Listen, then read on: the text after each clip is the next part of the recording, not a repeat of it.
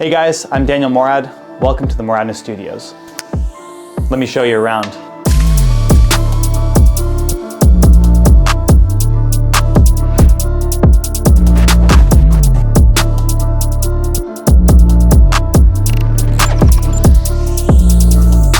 Some of you may already know, I'm a professional race car driver. That's what I do as a career. And this is sort of like a side hobby that it started really during the pandemic and during the lockdowns when sim racing exploded. And I was never really big into sim racing or into any of this that you see here behind me. But you know, there was no other option. So I ended up getting into sim racing and kind of fell in love with it a little bit. I was able to connect with my friends online and race alongside people from around the world. And it just kind of snowballed from there. First of all, the rig itself, I mean, you need a good foundation, and it all starts with the chassis. What I'm using is the Advanced Sim Racing ASR 6. This is actually a Moradness Special Edition chassis that ASR designed for me in collaboration with me as our partnership.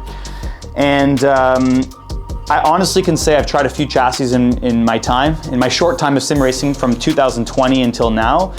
And this is one of the most sturdy chassis that you can ever get. It looks the same as most 80/20 rigs or aluminum frames, extruded aluminum, but the density of the metal is so high and it's really, really rigid. So I can strongly recommend the chassis. And we're sitting on the D-Box Gen 5 as well, which is a motion platform.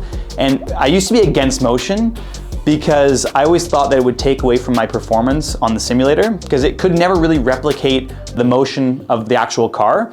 But with the D-Box Gen 5, there's subtle motions and subtle movements, especially with the vibration. It really replicates the road texture and gives me that level of detail that I can associate with my real driving. So it's a huge plus, and the best thing is it doesn't take away from my performance on the sim. So it's not overwhelming, it's just enough to hit the right sensories, and it just gives me that extra level of immersion. So when I practice on the sim, it translates a little bit more to the real track. In terms of my seat that I've chosen to use for my sim, it's a few years old, but this is a Sparco QRTR. I chose it because the seat's actually super important. If I'm sitting on the sim for a long period of time, I want to make sure I have enough support, especially with motion. When it moves you around, you want to be held in place and have really good lumbar support. So this seat did the trick in terms of the comfort. Also, ergonomically, it's in the right position where I've been able to tilt it correctly. So it emulates my real car, and that's ultimately what I use the sim for, is just to make this as close to the real thing as possible. So when I'm training, I can just go straight into the real car and it's almost like a one-to-one experience.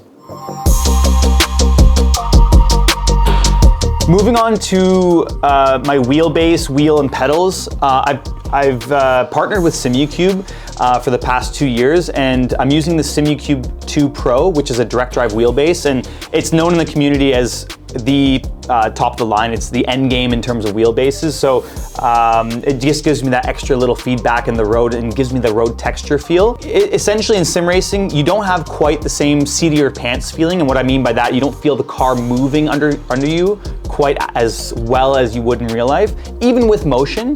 So it's so important to have a really good direct drive motor so you get all those really quick feedbacks and the effects of the road in your hands.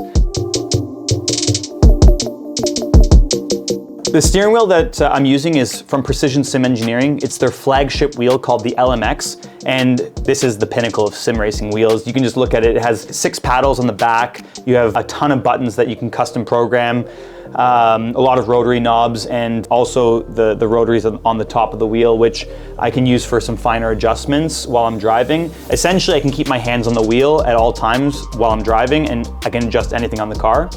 There's beautiful LEDs on the dash, and you have a really, really nice dash that I've custom made. Actually, people within my community have custom made for me based on all the requirements I would need while I'm driving. All the information's there at a quick glance.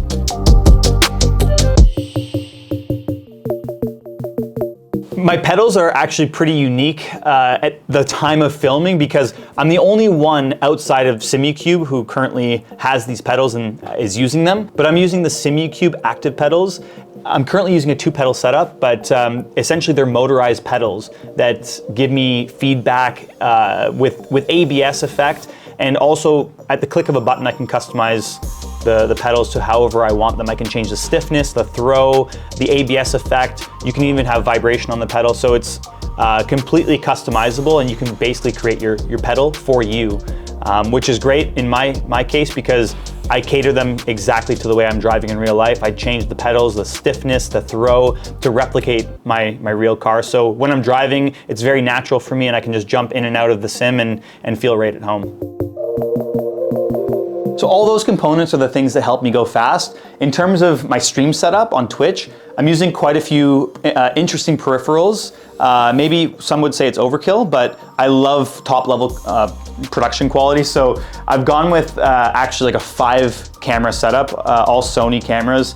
They're mostly A5100s, Sony A5100s, and I'm using an A6500 that I used when I first got into like photography and videography as a side passion. But yeah, all of that's being powered by a Camlink Pro inside my PC, which I'll touch on a bit later. We also have the Stream Deck. I'm using 2 Stream Decks to control my stream. One for basically directing it, because I'm directing the video on the fly while I'm streaming, so I can hit different buttons and activate different scenes, different effects while I'm driving, or just control my lights at the touch of a button, which is really nice. Also, the other Stream Deck I'm using for in-game controls. So if I need to change my pit stops and change tires or change fuel value, I can do that with a quick click of a button with presets. So that's really, really helpful when I'm in the middle of like a big fight on track, or when I'm wheel to wheel with other people. So the setup's not cheap, but it's what I do for a living. And thankfully, I have some great partners that helped me through this entire build process, and actually helped build the entire rig. ASR was heavily involved in the assembly of everything in terms of the simulator rig itself, but the cost is around 65,000 Canadian dollars, including all the lights, the cameras, and the rig itself with motion. So a heavy investment, but for me, it really inspires me to go drive day in, day out, and it's just so much fun for me. Powering this entire setup is a really beefy computer.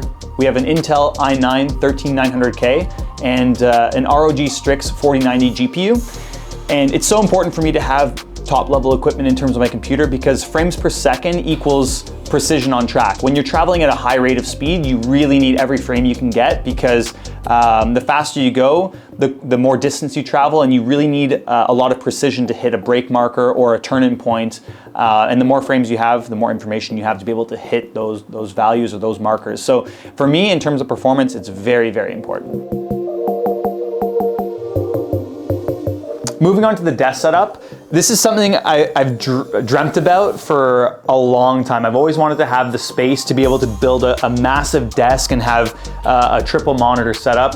And it's a unique setup on the monitors. I set them up in a very specific way because I'm using this for mostly live streaming. If I'm reviewing race content, onboard videos, I'm here at the desk. So it's a secondary setup for me when I'm taking a break from the rig. I'll have basically the extra monitors to direct my stream. We have the camera set up over top of the monitors on a motorized slider as well, just to give a very interesting perspective. This whole setup on the desk is actually powered from a completely separate PC. In here, it's an AMD, it's a 5950X CPU and a 3080 Ti GPU. So also very, very powerful. And again, I need that for when I'm streaming and showing content, but also, for my side endeavor, which might be a little Call of Duty, if I have the time for it. And you can see right here, I have my controller held up by my friend Darth Vader, who is a good friend of mine, but huge Star Wars fan as well. Everything on the desk is actually sitting on top of some motorized legs, which was really important for me because I don't want to just be sitting at my desk, so I can actually move it up and down. And I have some presets that I can set up. If I'm talking in front of the camera, I can actually stand up while I'm live streaming and it's just a more comfortable position and more natural position while I'm presenting. But when I'm gaming, I can actually set it up where it's a bit lower, and I can sit in my my ergonomic chair. It's a really interesting chair actually, because not only can you sit forwards on it, but you can actually sit backwards, and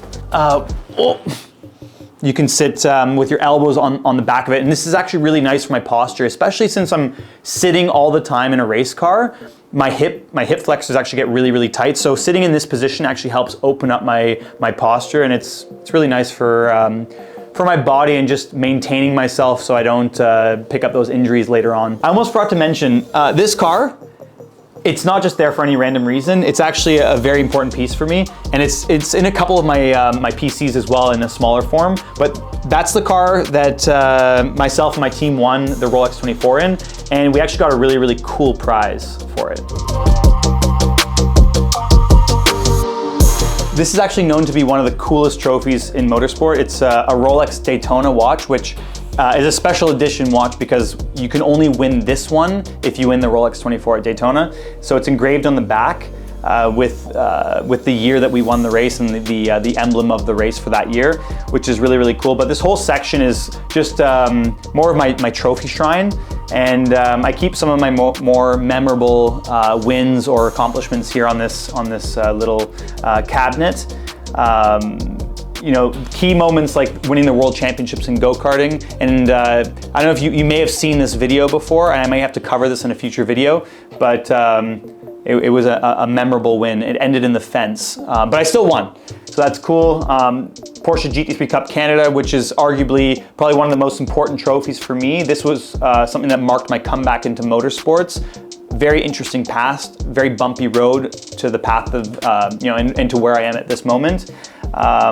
The most recent win actually was this guy here, 8 hours at Indianapolis. We won that last year in 2022. And yeah, just some other trophies, North American champion. This is my first online championship as well, winning the iRacing Pro Series. So yeah, just a really nice reminder of all the accomplishments, and I love looking at this every so often. Also, we have a Red Bull fridge. It's not just there for any random reason. I actually do some work with Red Bull Canada. It used to be a Red Bull Junior in the Formula One program, so I have the front wing off of one of my race cars where I've won the Formula BMW Championship up here. So just kind of trip down memory lane and some important moments for me in my life.